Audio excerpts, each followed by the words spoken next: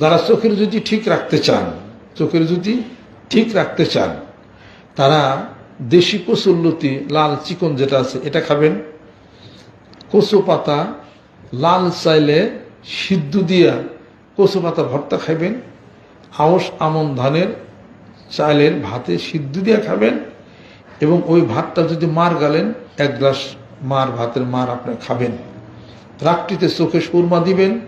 অবিল হাক্কে আনজালনাহু অবিল হাক্কে নাযাল ওয়া মা আরসালনাকা ইল্লা মুবাশশিরান ওয়া নাযীরা লা ইউসাদ্দাউনা আলাওয়ানি ওয়া লা ইউনজিফুন। এটা পয়রা ফু দিবেন। মারহাবান ইয়া হাবিবি ওয়া কুররাতু আইনি পড়ে 5 ওয়াক্ত নামাজের চোখে ফু দিবেন। আর যখন আজান দেওয়া হয় সাল্লাল্লাহু আলাইহি আল্লাহ রাসূলের নাম বলা হয়, তখন চোখে এটা দিবেন। এটা খুব একটা সাংঘাতিক একটা জিনিস।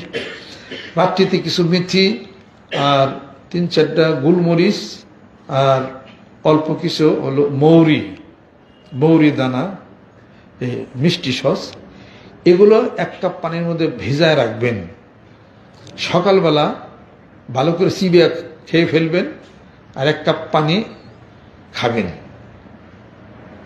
আর ফজর নামাজের পরে ফাঁকা সাফনা আনকা গিতাআকা ফাবাসারুকাল ইয়াওমা হাদিদ পরে চোখে ফু দিবেন। আর সূরা নূরের 35 নম্বর আয়াত পড়বেন।